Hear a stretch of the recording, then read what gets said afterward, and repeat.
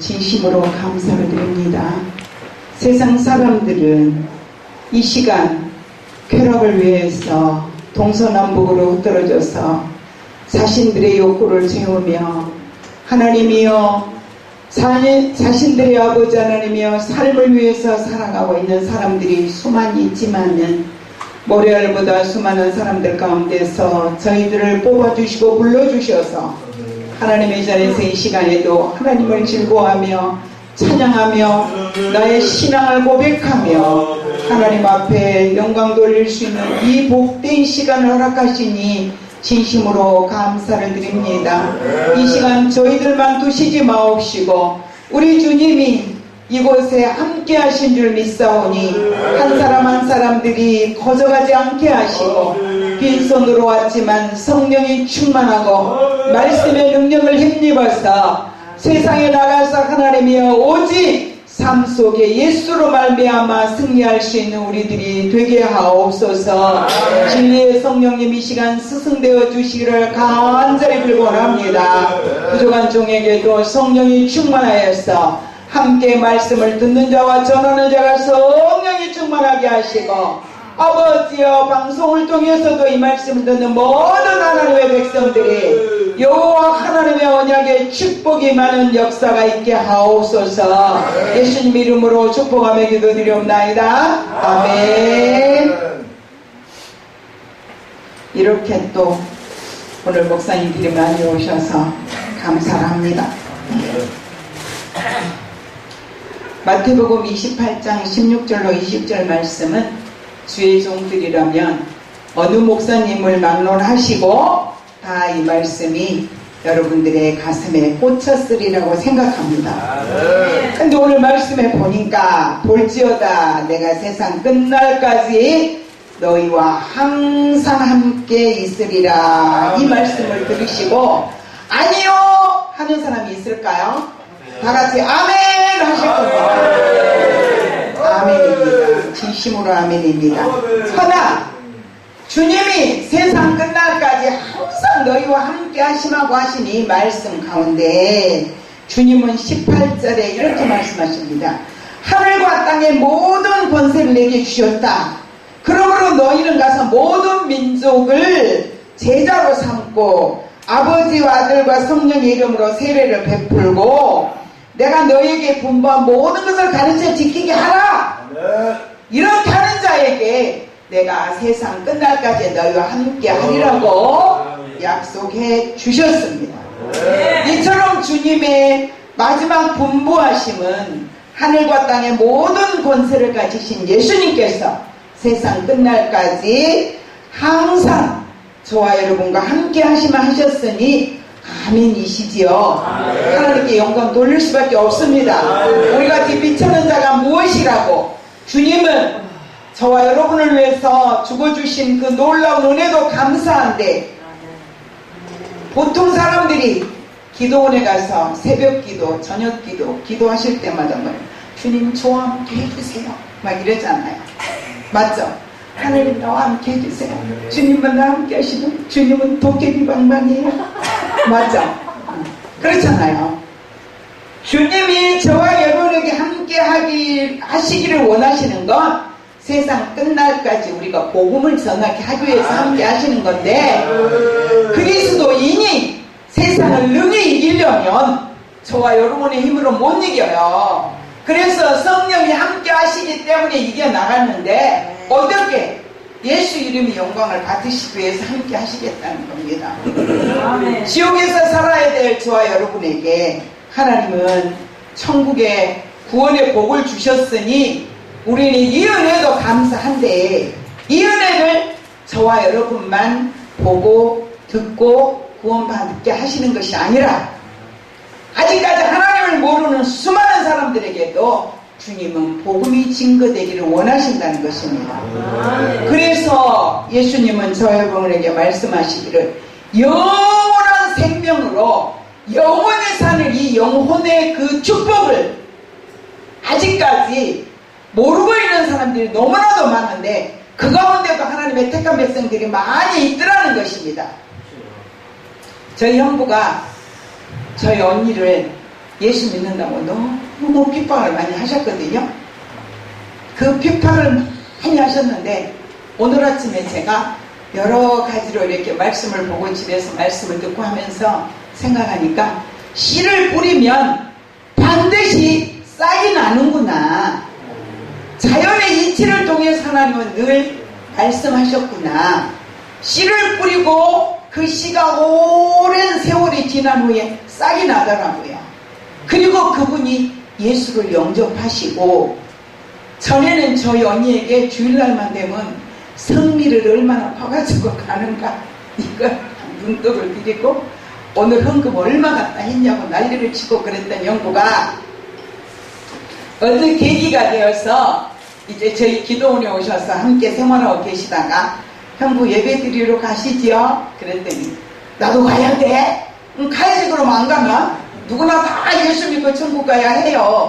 그랬더니 저 형부가 나도 가도 돼? 오셔야지요. 그거 무슨 말이에요? 마음속에 자기도 좀 오라 그랬으면 하는 은근한 마음이 있었던 것 같더라고요. 근데 교회 오셨어요. 그래서 형부 헌금해야지. 응? 그동안 그분이 제일 싫어하는 게 헌금이거든요. 왜 그래요? 그래서 제가 미리 준비를 해갔죠. 저희 형부가 현금하라 그러면 하겠어요? 안 하겠어요? 봉투에다 넣어가지고 형부 여기다가 형부 이름 쓰고 그랬더니 자기 갔어.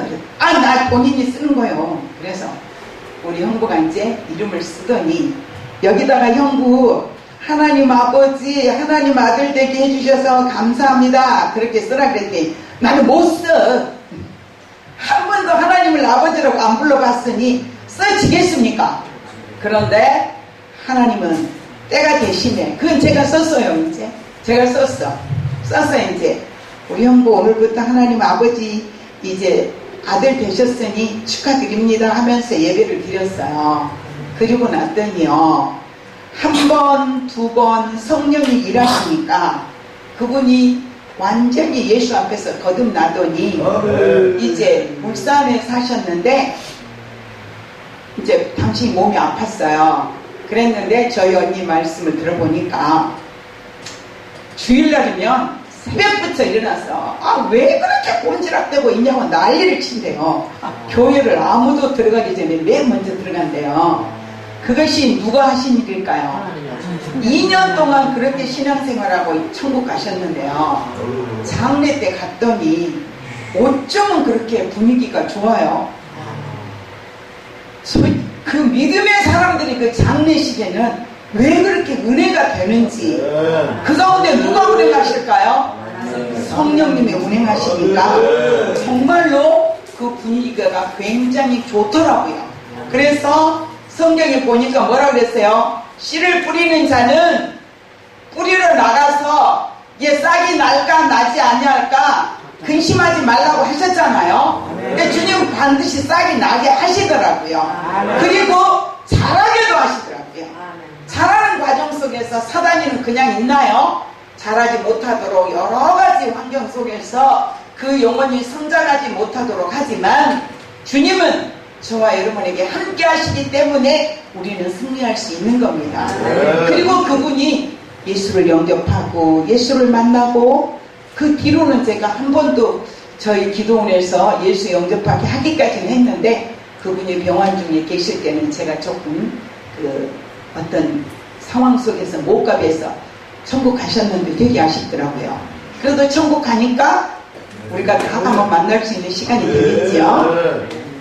우리 주님은 한 영혼을 천하보다 귀히 여기신 우리 주님은 베드로전서 3장 18절에 보니까 그리스도께서 단번에 죄를 위하여 죽으사 의인으로서 불의한 자를 대신하셨으니 이는 우리를 하나님 앞으로 인도하려 하려 하심이라.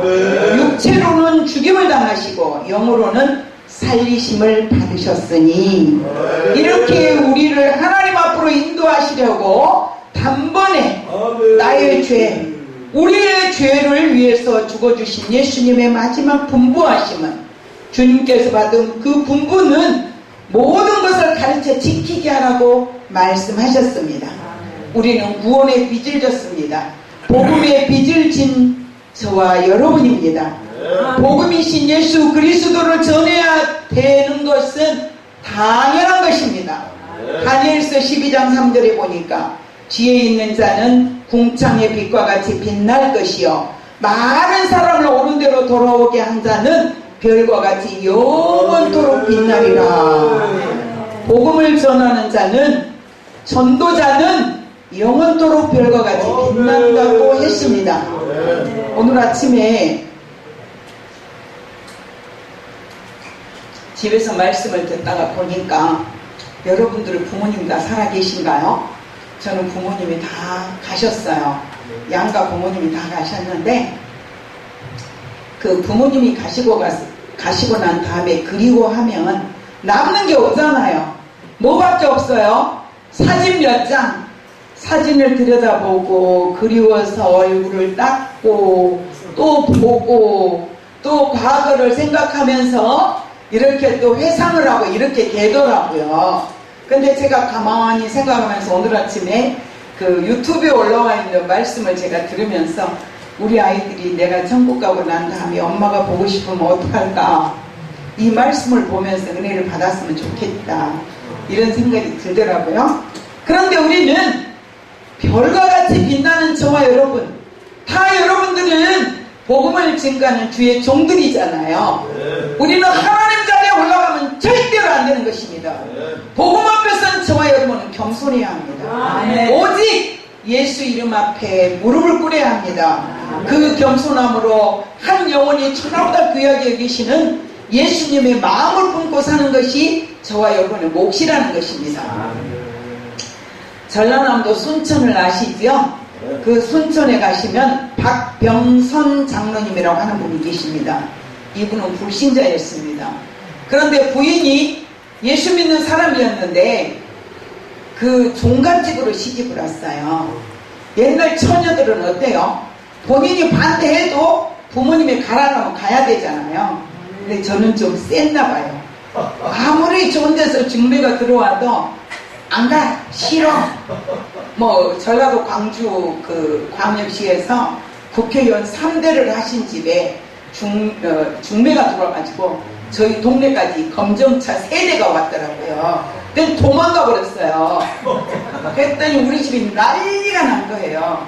팬티 한 짝도 안 가져와도 돼, 모든 거 다 안 해도 돼, 네가 우리 집에 시집만 오면 우리는 다 예수 믿을게. 그때 제가 뭐라고 대답했을까요? 예수 믿는 일이 그렇게 쉬우면 지옥 갈 사람 한 명도 없겠다. 맞다 틀리다? 저 안 갔어요.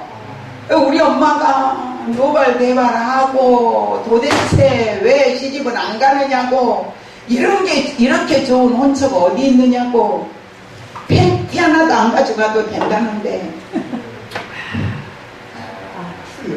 저는 그 말에 또 화가 났어요. 그렇잖아요. 그랬는데 저희 어머니와 이유를 말을 해버려. 이유를 이제 그 차가 아주 몇 시간을 기다려도 제가 숨어버렸어요. 그러니까 차잘 지나요. 숨어버렸는데 그 이제 갔어요. 밤에 이제 집에 들어왔어요. 도대체 너는 왜 안 가는데? 안 가지. 어디 가려고? 목사한테 시집 가려고. 저희 엄마가 하는 말씀, 목사가 너한테 시집을 오냐? 아니 장가를 오냐? 오지. 무슨 백으로 그렇게 큰 소리를 치네요. 하나님 백으로. 저는 하나님 앞에 기도하기를, 하나님 저 오종모 사모 같은 사모가 되고 싶어요, 이렇게 기도했거든요. 그러니까 하나님은 누구를 주셔야 돼요?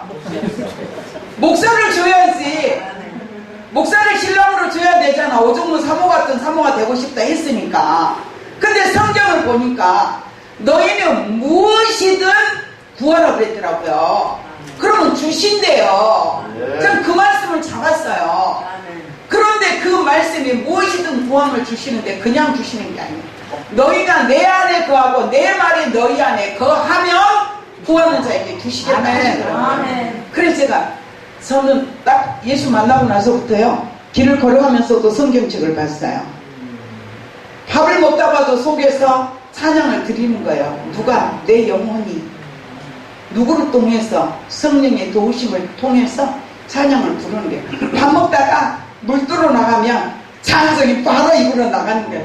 저희 아버지와 저놈 가시는 입에 밥이나 들어가야 조용하지. 하나님은 하시더라고요. 네. 저희 어머니께서 목사가 어떤 사람인데 너한테 시집을 오겠느냐고, 아니 장가를 오겠느냐고 온다니까요. 근데 나이가 몇 살일 때도 시집을 못 가냐면 그때 당시는 완전 노처녀였어요. 노처녀 27살. 근데 그때 당시에는 다 20살 이전에 시집가고 장가가고 막 하잖아요. 그래서 제 친구들은 막 아들이 막 7살 초등학생 막 중학생 이러는데 저는 시집을 안 가고 있으니까 동네 사람들이 도대체 왜 시집을 안 가느냐 이 말이지. 어머니 생각에 얼마나 근심스러웠을까. 저희 아이 3남매 중에서 딸이 나이 먹도록 시집을 안 가고 있으니까 그렇게 부끄럽더라고요. 아, 저희 어머니가 이런 마음이셨구나. 그런데 그 박병선 그 분의 그 부인이 종갓집에 시집을 갈 때 본인의 생각대로 가는 게 아니라 그 부모들이 어쩔 수 없이 보내니까 갔대요. 근데 저는 막 국회의원 3대가 아니라 대통령 대가리 7개 다닌 사람이 와도 안 간다 그러니 우리 식구들은 환장하는 거지. 나이 먹은 처녀는 있지. 저희 엄마가 하신 말씀이 기억나요. 딸이 시집을 안 가고 있으니까 부끄러워서 사람들에게 얼굴을 들었어. 아, 내가 창녀가 됐어. 내가 뭘 했어? 어? 난 그냥 오직 예수 믿는 일밖에 없는데 어찌해서 딸이 시집을 안 간다고 부끄럽습니까? 저희 엄마한테 그랬어요. 근데 제가 보니까 저희 딸이 시집을 안 가고 나이 먹도록까지 결혼 안 하고 있으니까 어머니로서 부끄럽더라니까요.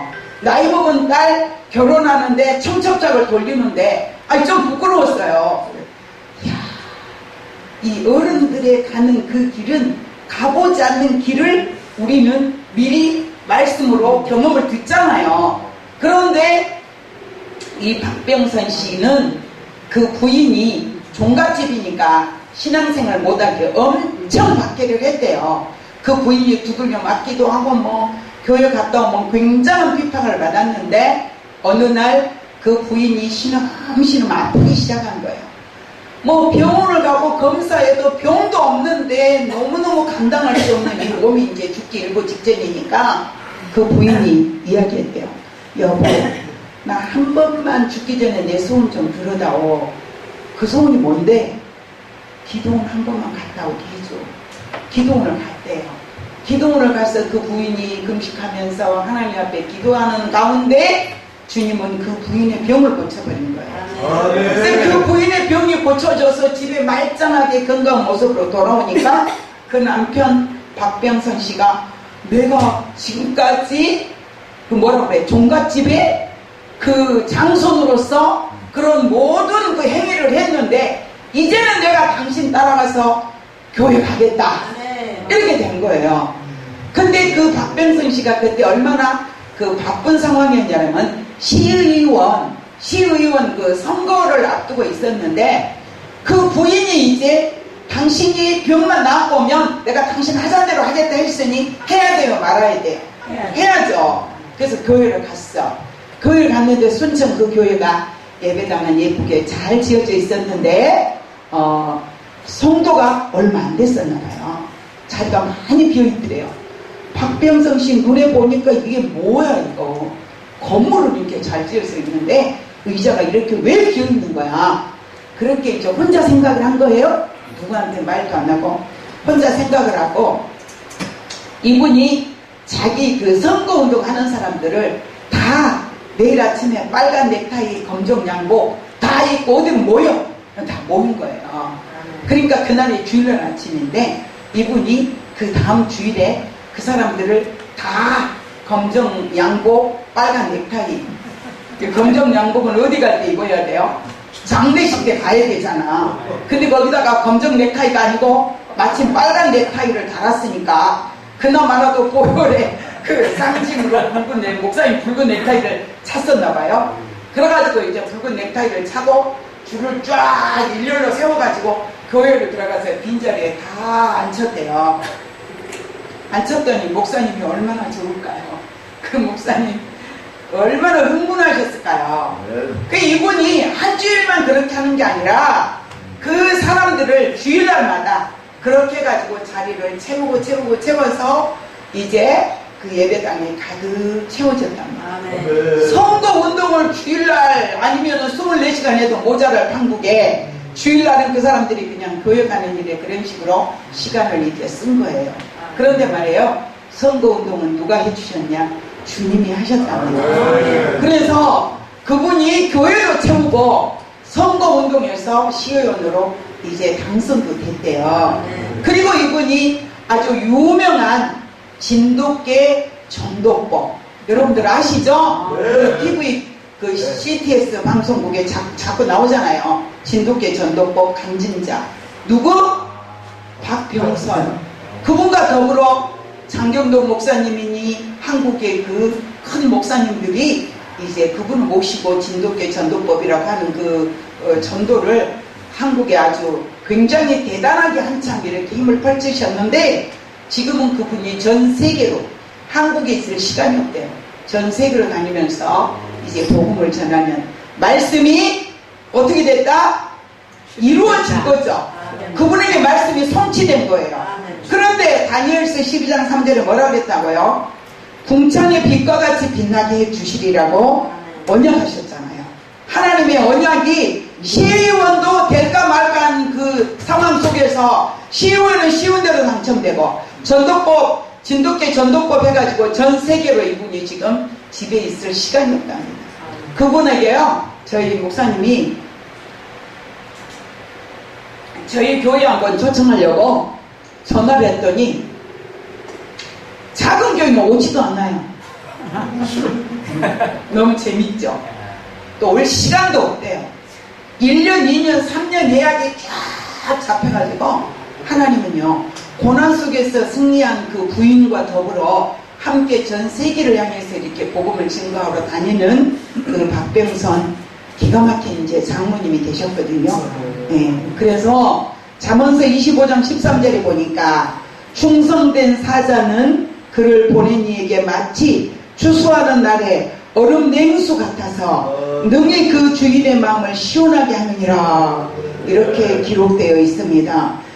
잠언 25장 13절 말씀처럼 박병선 장로님은 이제 하나님의 마음을 시원케 해드렸을 뿐만 아니라 그들 역시도 별과 같이 궁창에서 별과 같이 빛나는 그들을 하나님 온 세상에 보내시면서 복음을 증거하고 계시더라, 이런 말씀을 드리는 것입니다.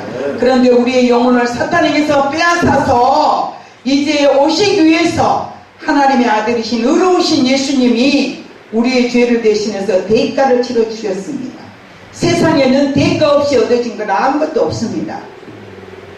믿음은, 구원은 선물입니다. 선물인데 우리 오늘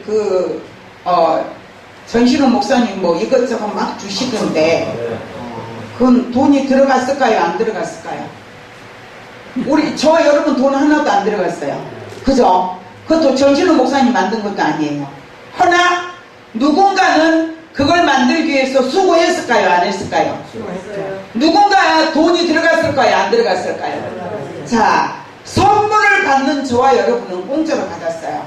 대가 없이 받았어요. 그러나 그것을 만들 때까지는 어느 누군가는 돈이 들어갔어요. 시간이 들어갔어요. 가져오기까지 수고도 들어갔어요. 하나 우리는 거저 받았고 거저 사용할 수 있습니다. 구원은 이 세상의 저와 여러분의 지옥에서 건져내기 위해서 예수님은 목숨을 던지면서 대가를 치러 주셨습니다. 그 대가로 우리는 구원 얻는 구원의 백성들이 되었다는 것입니다. 빚은 어떻습니까? 빚진 자는 그 빚을 갚아야 돼요? 안 갚아도 돼요? 갚아야죠. 빚은 반드시 갚아야 됩니다. 우리는 구원의 빚을 졌어요. 복음의 빚을 졌어요.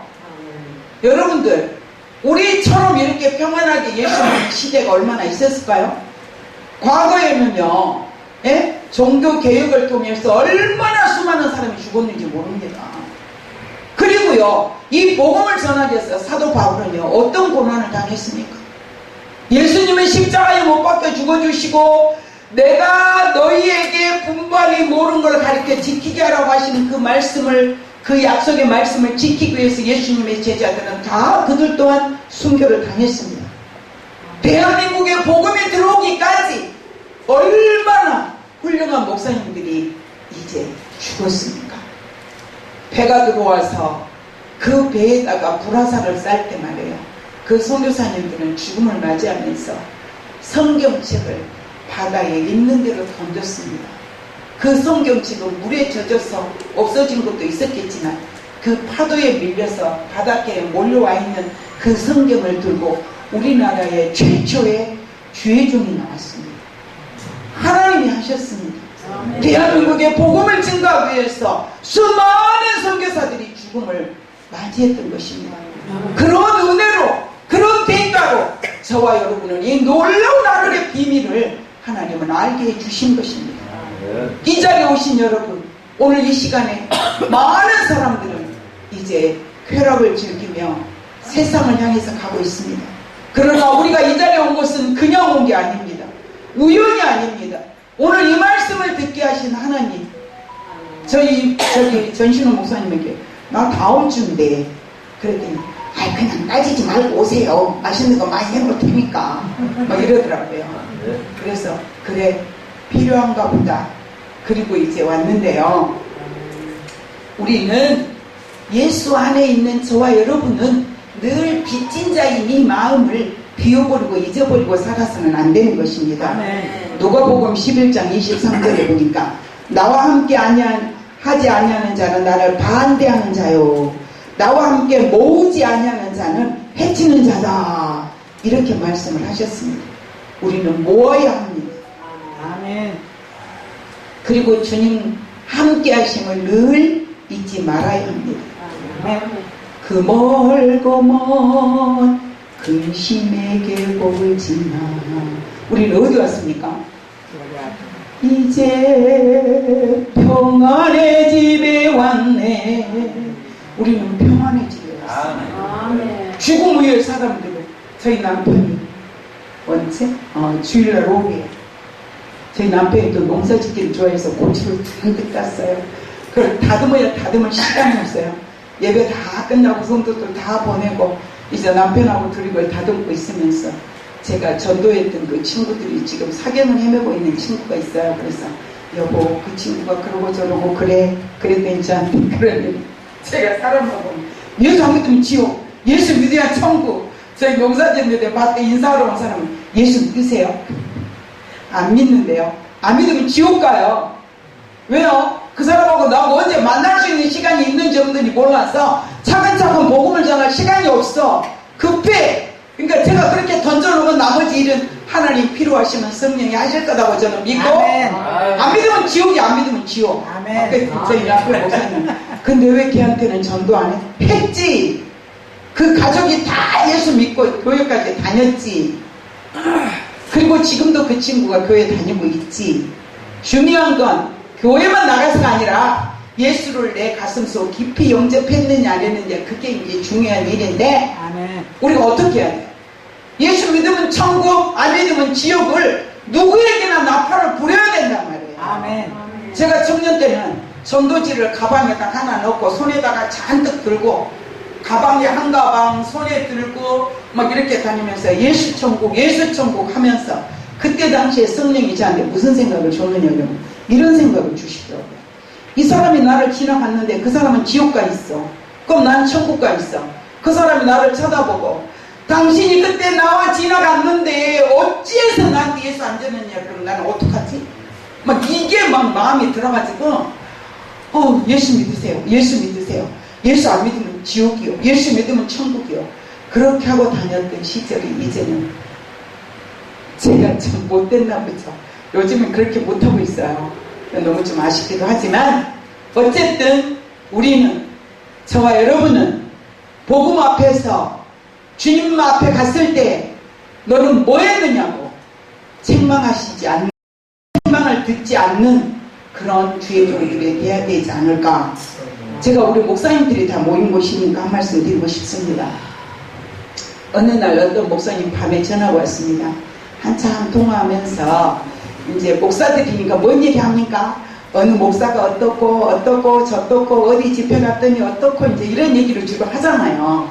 그랬더니 그 목사님이 저한테 막 웃으면서 그러면서 목사님 제가 재밌는 얘기 하나 해드릴까요? 하세요. 어느 날 어떤 집사님이 천국에 갔대요. 그랬더니 예수님 보좌에 앉아 계시다가 버선발로 또 버선 신은 거 있지 않았나 봐. 예수님 버선을 신었는지 버선발로 쫓아 내려오셔가지고 아이고 누구 집사 왔느냐고 그냥 이루하고 끌어안고 고생했다고 고생하고 왔다고 이렇게 하셨대요. 근데 따라서 누가 왔느냐? 장로가 따라오 들어오더래요. 장로가들 예수님 저 무슨 장로 왔습니다. 그 예수님이 왔느냐 저기 가서 앉아있거라 그러셨대요. 그리고 조금 있다가 목사님이 오셨대요.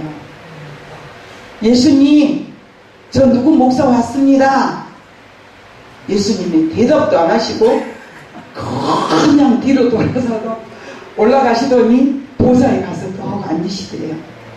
그러니까 그 목사님이 예수님 저 누구 목사 왔습니다. 알았다. 네가 세상에서도 내 자리 뺏어갖고 목사 노릇하더니 여기 와서 내 보좌까지 뺏으면 어쩌냐. 그래서 예수님이 그 보좌에 가서 앉으셨어요.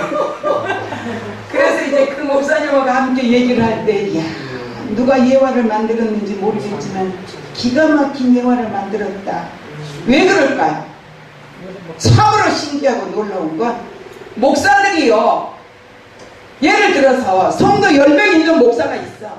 나는 우리 교회 성도 50명이야. 이 10명 있는 목사 한 명 같이 뻐기는 거야. 성도 100명이 있어. 자기보다 못한 목사들 앞에서 뻐기는 거야. 이게 뭐겠어요? 성도들을요, 우리는 예수님의 양이라고 생각해야 돼요. 그게 내 양이 아니에요. 어느 날 주님이 말씀하셨어요. 내가 전도했는데 세상에 얼마 기간 동안에 저녁마다 잠을 안 자고 그 사람과 더불어서 복음을 전해서 어느 날 그 사람이 예수 영접했어요. 밤에 토요일날 저녁에 내일 저희 교회에 이제 몇 시까지 오기로 약속을 했는데 주일학교 예배 끝나고 쫓아가 봤더니 문이 똘컥 잠겨 있는 거예요. 어떻게 된 거야? 한두 번 겪어본 일은 아니지만 마음이 상하잖아요. 그래서 이제 와서 예배를 드리는데 예배 시간 내내 마음이 불편한 거예요. 예배 끝나고 오후 주일학교 예배 끝나고 성도들 몇 명을 데리고 쫓아갔더니 막 문이 열려있고 사람들이 잔뜩 앉아서 예배 드리고 있는 거예요. 신발이 막 밖에까지 다 있어. 저도 그때도 웃기죠. 30대 그때가 중반이 채 안 됐는데 막 주적주적 들어갔어요. 들어가서 그 집 방가운데가 떡 내가 앉는 거예요.